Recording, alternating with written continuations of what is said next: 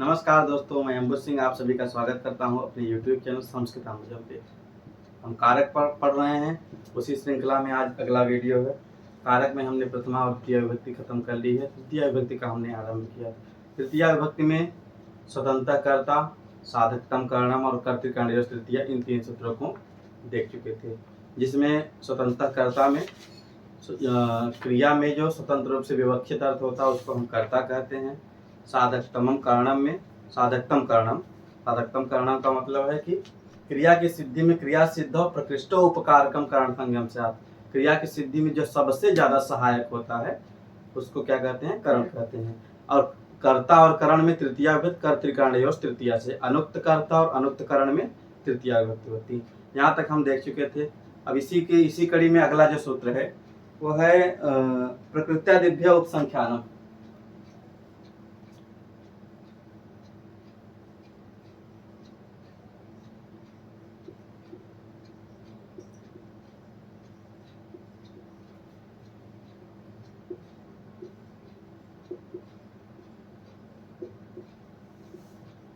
ठीक है, हाँ। प्रकृत्यादिभ्य उपसंख्यानम। देखिए, भगवान पाणिनि ने अपनी बात कहने के लिए कई गणों की रचना की है। आप उन्हीं की एक रचना है गणपाठ। गणपाठ में जितने गण बनाए हैं उसका पूरा विवरण उसमें मिलता है। तो उसी में एक प्रकृति आदि गण है जिसको प्रकृत्यादि गण। तो प्रकृति आदि गण को प्रकृत्यादि, जैसे प्रकृति प्लस आदि, मतलब इस गण का पहला जो शब्द है वो क्या है? प्रकृति, और उसका आदि मतलब सभी शब्दों का बोध है, तो प्रकृति आदि। और इसको जब यण संधि हो जाएगी तो क्या होगा? प्रकृत्यादि, प्रकृत्यादिभ्य। तो प्रकृति आदिभ्य उपसंख्यानम। उपसंख्यानम मतलब कहना चाहिए था। ठीक है, तो ये वार्तिक है। चूंकि ये क्या कहता है? प्रकृति आदि गण में जो पठित शब्द हैं उसमें भी क्या होगी? उनके होने पे भी क्या होगी? तृतीया विभक्ति का विधान होगा।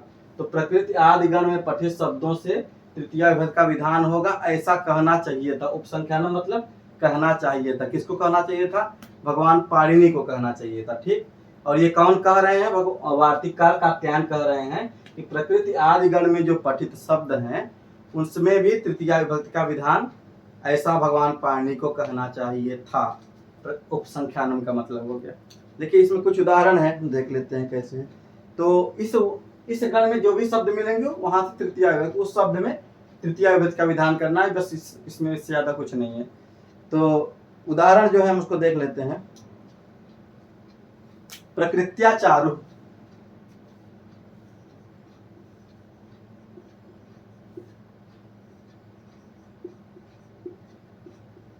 प्रकृत्या चारु। प्रायेण याज्ञिक, गोत्रेण गार्ग्य। प्रायेण याज्ञिक, गोत्रेण गार्ग्य।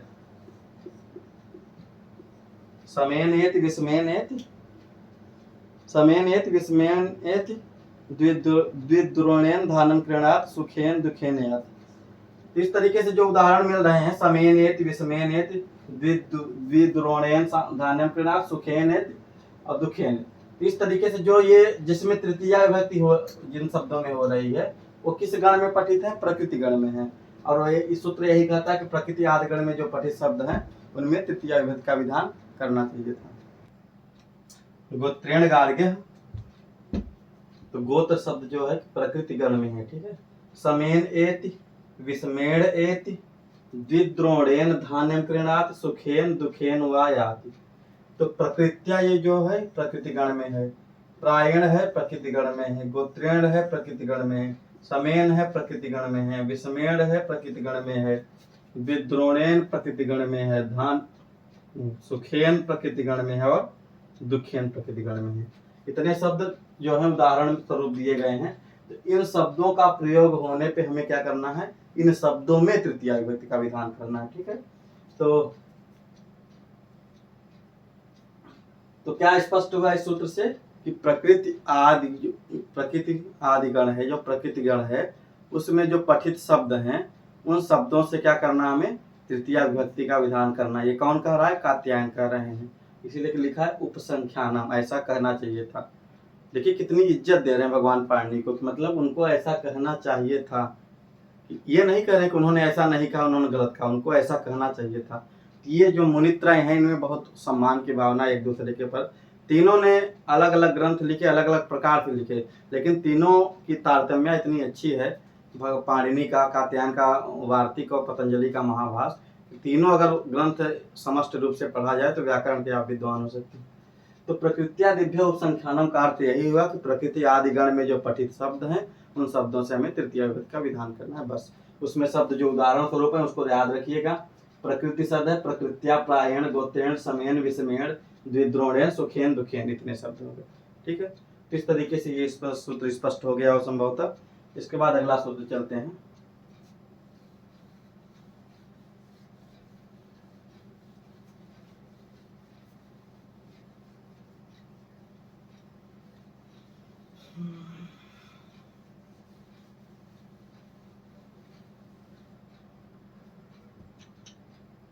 दिवः कर्म च,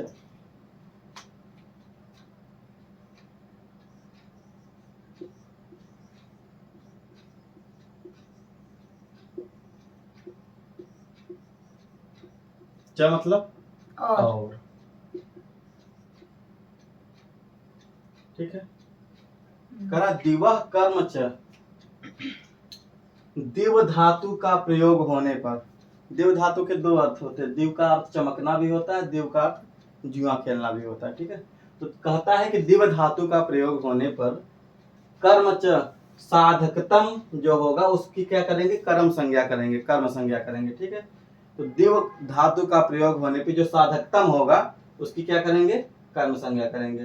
तो जो साधकतम होता था, मतलब जो सर्वाधिक सहायक होता था, उसकी क्या करते थे हम लोग? साधकतम करणम से करण संज्ञा कर रहे थे। लेकिन ये सूत्र क्या कहा? उसका बाध कर दिया। कह रहा है कि साधकतम जो होगा वो करण होगा, हम मानते हैं, लेकिन अगर दिव धातु का प्रयोग हो जाए, ठीक है, जुआ खेलने के अर्थ में यहाँ पे प्रयोग हुआ है, तो कह रहा है दिव धातु का अगर प्रयोग हो जाए तो वहां पे जो साधकतम होगा उसकी कर्म संज्ञा भी कर देना। तो मतलब करण तो हो ही रहा था, क्या हो जाएगा? कर्म संज्ञा भी हो जाएगा, तो और कर्म भी हो जाएगा। तो करण साधकतम करणम से हो रहा था और कर्म इससे हो गया। तो दिव धातु का प्रयोग होने पे जो साधकतम होगा, जो सर्वाधिक सहायक होगा, उसकी क्या करेंगे? कर्म और करण दोनों संज्ञाएं हो जाएंगी। तो कर्म और करण मतलब द्वितीय और तृतीय दोनों विभक्तियों का प्रयोग। उदाहरण स्वरूप इसका है अच्छाई,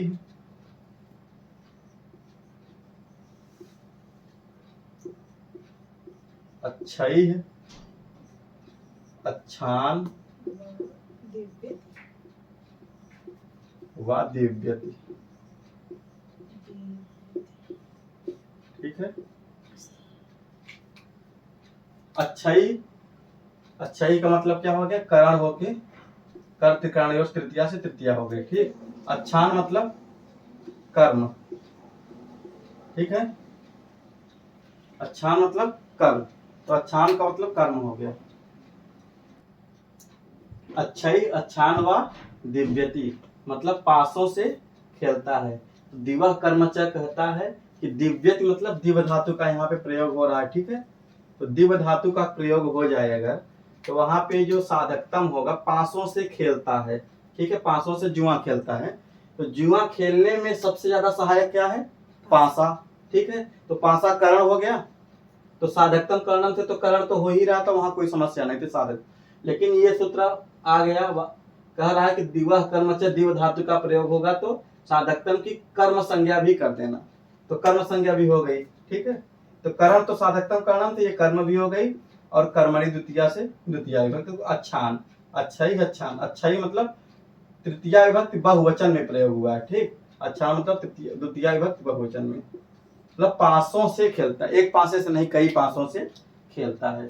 तो दिव धातु का प्रयोग होने पे साधकतम जो होगा उसकी कर्म और करण संज्ञा होगी, और कर्म की कर्मणि द्वितीया से द्वितीया विभक्ति, और करण की कर्तृकरण तृतीया से तृतीया विभक्ति हो जाएगी। ठीक, संभवतः ये सूत्र स्पष्ट हो गया होगा। इसके बाद आइए अगला सूत्र देखते हैं, अपवर्गीय तृतीया। अपवर्गीय तृतीया के बारे में हम लोग कुछ जानकारी पहले देखे थे। जब काला द्वितीया विभक्ति का जो आखिरी सूत्र था, कालाध्वनो और अत्यंत संयोगे, वो कहता था कि कालवाची और मार्गवाची शब्दों का योग होने पे, अत्यंत संयोग गम्यमान होने पे, क्या कहा था, कालवाची मार्गवाची शब्दों का योग होने पे और अत्यंत संयोग गम्यमान होने पे द्वितीय विभक्ति का विधान होगा। वो कहा था कालाध्वनो और अत्यंत संयोगी, द्वितीय विभक्ति का अंतिम सूत्र आप देखेंगे वहां मिल जाएगा। तो अपवर्गीय तृतीया क्या कहता है, ये इसको देखते हैं।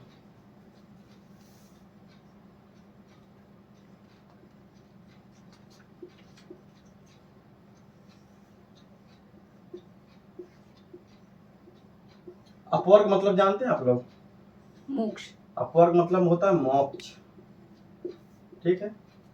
और मोक्ष क्या है, हमारे जीवन का मोक्ष क्या है, फल प्राप्ति। हमारे जीवन का मोक्ष एक है फल, क्या है, फल प्राप्ति, ठीक है। तो यहाँ पे जो अपवर्ग का अर्थ है वो क्या है, फल। अपवर्ग का क्या अर्थ है, फल, ठीक है। तो अपवर्गीय तृतीया, यहाँ कालाध्वन और अत्यंत संयोगी से काल और अध्वन का क्या हो रहा है, अनुवृत्ति हो रही है, ठीक है, यहाँ पे अनुवृत्ति हो रही। तो फल का, तो इस सूत्र का अर्थ पूर्ण रूप से देखो तो क्या हो जाएगा, कालवाची मार्गवाची शब्दों का योग होने पे, ठीक है, कालवाची मार्गवाची शब्दों का योग होने पे, अत्यंत संयोग गम्यमान होने पे, मतलब अत्यंत संयोग भी रहे, और फल की प्राप्ति दिख जाने पे, ठीक है। तीन शर्तें हो गई, क्या क्या देखिए। पहला, कालवाची और मार्गवाची शब्द होना चाहिए, ठीक, पहला। दूसरी शर्त है अत्यंत संयोग होना चाहिए। संस्कृत एकदम मैथ है, पिढ़ाते चले जाइए, कहीं समस्या नहीं होगी। कालवाची मार्गवाची होना चाहिए, अत्यंत संयोग होना चाहिए, और फल की प्राप्ति होनी चाहिए, फल की प्राप्ति दिखनी चाहिए या होनी चाहिए, दिखनी चाहिए, कुल मिला के दिखनी चाहिए। तो क्या होगा, कालवाची मार्गवाची शब्द होना चाहिए, अत्यंत संयोग होना चाहिए। अत्यंत संयोग हमने बताया था कि मतलब कार्य जहां से शुरू हो रहा है, जहां समाप्त हो रहा है, उसमें कोई व्यवधान न आ जाए, तो ऐसी क्रिया को क्या कहते हैं, अत्यंत संयोग होता है।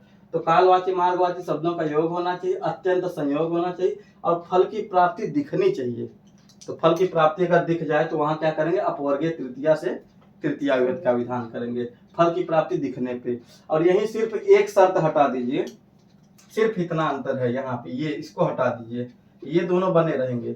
अगर इसको हटा दीजिएगा तो क्या हो जाएगा, कालाध्वन और अत्यंत संयोगी लग जाएगा, क्योंकि इसमें फल की प्राप्ति नहीं दिखती थी, इसमें फल की प्राप्ति दिखेगी। बस इतना अंतर है, बाकी दोनों सूत्र समान रूप से वही बात करते हैं। तो अपवर्गीय तृतीया में फल की प्राप्ति दिखनी चाहिए, और कालाध्वन और अत्यंत संयोगी में फल की प्राप्ति नहीं दिखेगी, ये बात हो गई। आइए उदाहरण से बातें और स्पष्ट होंगी।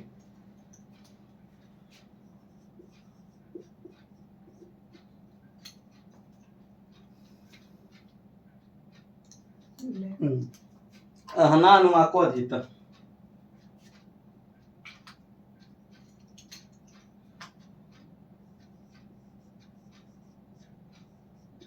अहना अनुवाको अधित, एक लिख लो, क्रोसेन, क्या रहा है,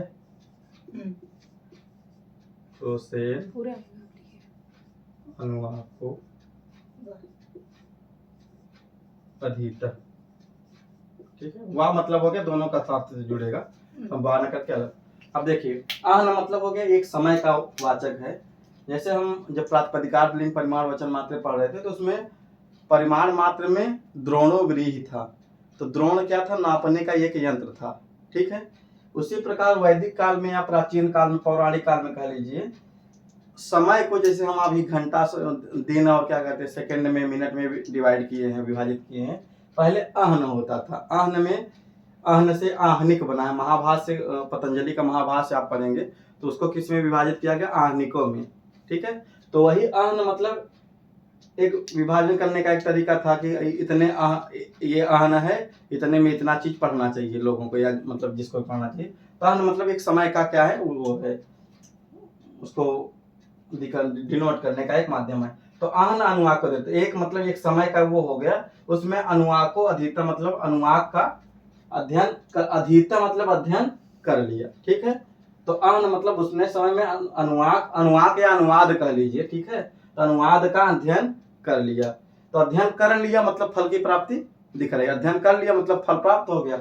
इसी प्रकार क्रोसेन, कोस तो जानते हो आप लोग, कोस अभी भी चलता है। तो क्रोसेन मतलब क्या था, अनुवाद की एक किताब रही होगी, उसको क्या किया, ऐसे लेके पढ़ते जा रहा है, चलता जा रहा है। तो जितना एक कोस दूरी तय किया, उतने में क्या किया, अनुवाद का अध्ययन कर लिया, ठीक है। तो कह रहा क्रोसेन अनुवाद को अधिकतर। अब ऐसे मत ट्राई करिएगा आप लोग कि ऐसे लेके जा रहे हो, बढ़ते जाओ, पता चला गाड़ी वाला ठोक दिया, तो भिड़ जाएंगे ऐसे, ठीक है। पहले क्या होता था, पूरी सड़कें खाली रहती थी, कोई कुछ जाता होता नहीं था, ना तो मोटर का आविष्कार हुआ, तो ना तो उसका सब पैदल चलते थे, पैदल चलते थे। तो अब ये सब ट्राई मत करिएगा, आप घर पे बैठ के पढ़िएगा। तो क्रोसेन अनुवाद को अधिकतर मतलब कोष भर में अनुवाद का अध्ययन कर लिया। तो यहाँ फल की प्राप्ति दिख रही है, यहाँ इसलिए यहाँ पे क्या हो जाएगा, तृतीया विभक्ति का विधान हो जाएगा। तो हना में भी तृतीया विभक्ति एक वचन, क्रोसेन में भी तृतीया विभक्ति एक वचन। तो दोनों को तुलनात्मक अगर देखेंगे तो क्या कहेंगे कि कालवाची मार्गवाची शब्दों का योग होने पे, अत्यंत संयोग गम्यमान होने पे द्वितीय विभक्ति होगी, ठीक है। और कालवाची मार्गवाची शब्दों का योग होने पे, अत्यंत संयोग गम्यमान होने पे और फल की प्राप्ति दिखने पे अपवर्गीय तृतीया से तृतीय विभक्ति होगी। सिर्फ अपवर्ग मतलब फल, ये यही सूत्र, यही शब्द इस बात को डिफरेंट कर दे रहा है उसको से, ठीक है। ये बात संभवतः स्पष्ट हो गई हो। काला धनु अत्यंत संयोगी और अपवर्गीय तृतीया। अब काला धनु अत्यंत संयोगी में फल की प्राप्ति नहीं दिखाई देती, और क्या कहते हैं कि अपवर्गीय तृतीया में फल की प्राप्ति दिखाई देती। जैसे काला धनु अत्यंत संज्ञा का एक उदाहरण देख लेते हैं। मासम अधितो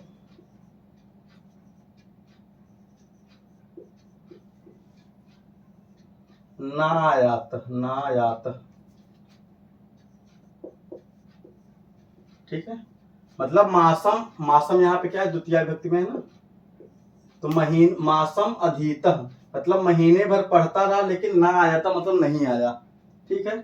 तो महीने भर पढ़ता रहा, नहीं आया, मतलब फल की प्राप्ति तो नहीं हुई उसको, तो फल की प्राप्ति नहीं हुई, इसलिए मासम में क्या हो गया, काला धनु अत्यंत संयोगी से द्वितीय विभक्ति हो गई। अगर कहते कि मासम अधित ना आयाता की जगह आयाता है आ जाता, मतलब आ गया, महीने भर पढ़ता रहा, उसको क्या हो गया, आ गया। तो आ गया तो मासम की जगह क्या हो जाए, मासेन अधितो आयाता, ठीक है। तो यही अंतर है कि फल की प्राप्ति नहीं दिखेगी तो काला धनु अत्यंत द्वितीय, फल की प्राप्ति दिख जाएगी तो अपवर्गीय तृतीया से तृतीया होगी। इसके बाद अगला जो सूत्र है वो है सहयुक्त प्रधाने, सहयुक्त प्रधान अप्रधाने। ये स्पष्ट है ना, स्पष्टम अभवत्। आम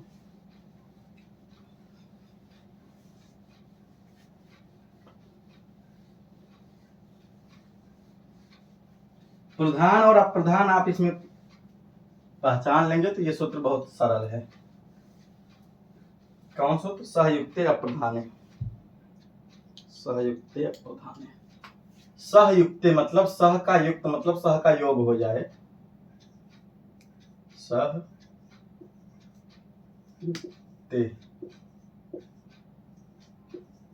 प्रधान, ठीक है।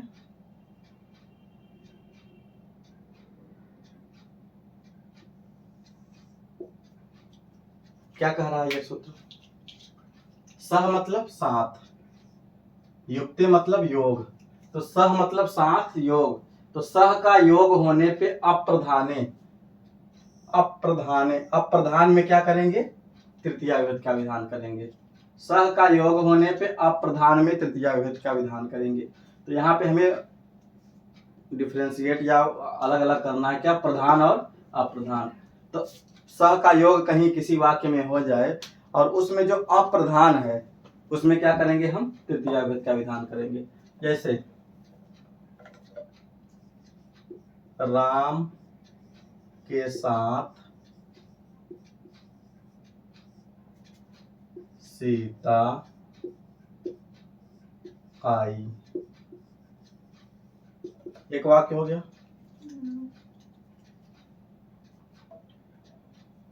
देखिए अब जो क्रिया होती है वो हमें बताएगी कि कौन प्रधान है कौन अप्रधान। क्रिया कैसे बताएगी? जो आने की क्रिया है, जो आने की क्रिया हो रही है, सीता आई दिख रहा है ना, तो आने की क्रिया में डायरेक्ट कौन जुड़ा हुआ है? सीता। सीता आई दिख रहा है ना। राम के साथ सीता है, तो राम भी आ रहे हैं, सीता भी आ रही है, लेकिन जो आने की क्रिया है उसमें डायरेक्ट संबंध किसका है? सीता का। सीता आई। अच्छा यहीं पे हम कर देते आया। जैसे हम कोई कहे, अगर हमसे कोई प्रश्न कर दे कि राम भी तो आ रहे हैं, मान लो सीता तो आपका, राम भी तो यहाँ पे कर दो आया। राम आ रहे तो आया कर दो, पुल्लिंग में कर दो। तो राम के साथ सीता आया, वाक्य गलत लग रहा है ना। इसलिए आई मतलब जो सीता का डायरेक्ट संबंध है वो डायरेक्ट संबंध है इस क्रिया के साथ। तो यही बात, ये जब क्रिया से आप स्पष्ट कर लेंगे कि कौन प्रधान है और कौन प्रधान, तो क्रिया से जिसका डायरेक्ट संबंध जिसका दे जाए कौन आ रहा है या कौन कर रहा है, तो वो क्या हो जाएगा? प्रधान। ठीक है, वो क्या हो जाएगा? प्रधान। और बाकी जो दूसरा बच गया वो क्या हो जाएगा? अप्रधान। ठीक है, तो सहयुक्ते, तो सह का युक्त तो हो गया, सह मतलब साथ का योग तो हो गया, तो सह का योग होने पे अप्रधान में हमें क्या करना है? तृतीया का विधान करना है।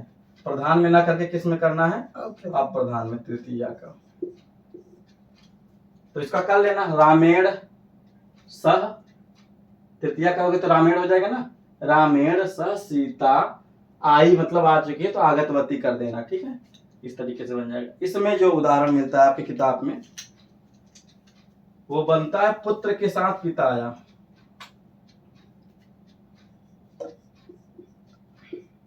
पुत्र के साथ पिता आए। ठीक है, तो अब आपको कंफ्यूज नहीं होना इस बात के लिए कि कौन प्रधान है कौन अप्रधान।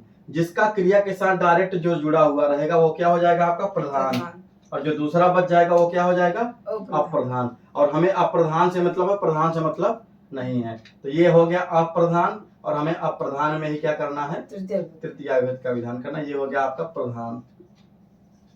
तो अप्रधान में जब तृतीया करोगे तो क्या होगा? पुत्रेण हो जाएगा। ठीक है, पुत्रेण, यहाँ साथ मतलब सह पिता आगत है ना। पुत्र के साथ पिता आए।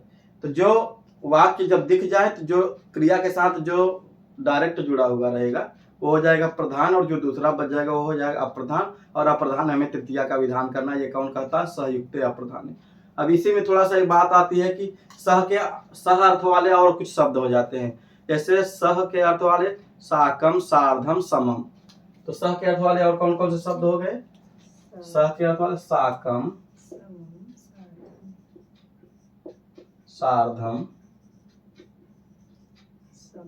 समम। तो लिखा है साकम सार्धम समम योगे अपि, मतलब साकम सार्धम समम का योग होगा तो भी क्या होगा? तृतीया विभक्ति। इसका भी अर्थ होता है सह मतलब साथ ही होता है, इन तीनों का और सह का, इन चारों का अर्थ क्या होता है? साथ। तो सह साकम सार्धम समम योगे अपि तृतीया स्यात्। सह साकम सार्धम समम का योग होगा तो अप्रधान में हम क्या करेंगे? तृतीया विभक्ति का विधान करेंगे। इसमें हम कुछ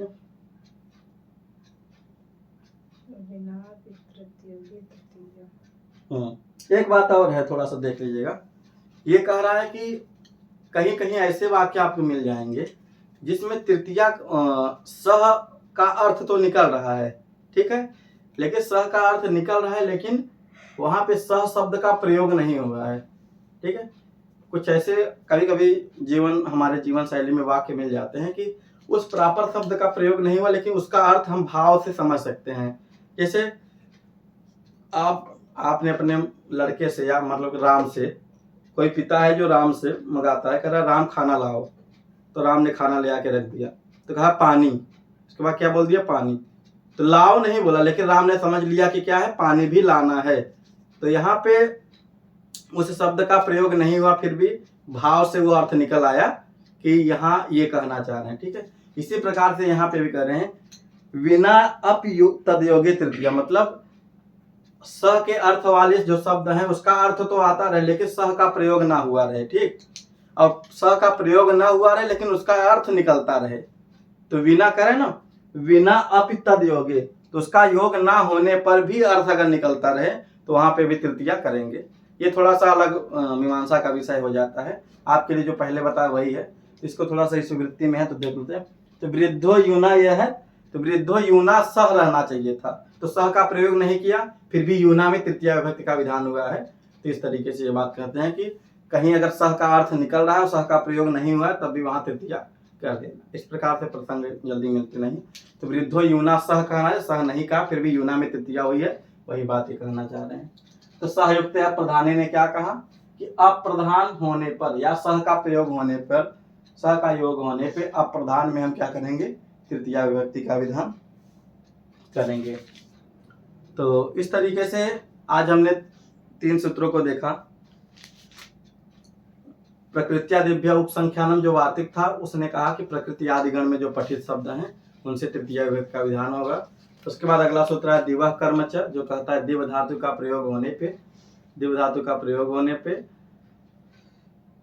साधकतम जो होगा, साधकतम मतलब जो सबसे इष्ट होगा, जो सबसे ज्यादा सहायक होगा, उसमें क्या करेंगे, कर्म और करण दोनों का विधान करेंगे। तो उसमें उदाहरण मिल के आता है अच्छा ही अच्छान व दिव्यति। इसके बाद अगला सूत्र आता है आपका अपवर्गीय तृतीया। अपवर्गीय तृतीया हमने पिछली कक्षा में जब काला दोनों रत्न संयोगे पढ़ रहे थे उसमें भी देखा था कि कालवाची मार्गवाची शब्दों का योग होने पे और फल की प्राप्ति होने पे, अत्यंत संयोग होने पे तृतीया का विधान करेंगे। अगर फल की प्राप्ति नहीं हो रही है तो द्वितीया का विधान करेंगे। तो यहाँ अपवर्गीय तृतीया से तृतीया होगा अनाक्रोशेन अनुवाको अधीता, इस प्रकार से उदाहरण मिल जाता है। इसके बाद है सहयुक्ते अप्रधाने, मतलब सह का योग होने पे और अप्रधान में क्या करेंगे, तृतीया विभक्ति का विधान करेंगे। प्रधान अप्रधान कैसे जानना है, हमने बताया कि क्रिया से जिसका डायरेक्ट जुड़ाव रहता है वो हो जाएगा प्रधान और जो बच जाएगा वो क्या हो जाएगा, अप्रधान। तो हमें अप्रधान में हमें तृतीया का विधान सहयुक्ते अप्रधाने से करना है। सह के अर्थवाची वाला और शब्द आया साकम साधम समम, इन सभी का प्रयोग हो जाएगा, तो वहाँ अप्रधान में हम तृतीया का विधान करेंगे। ठीक है, इस तरीके से ये बात, ये तृतीया विभक्ति का ये क्लास पूर्ण हुई। आप सभी को बहुत बहुत धन्यवाद जुड़ने के लिए।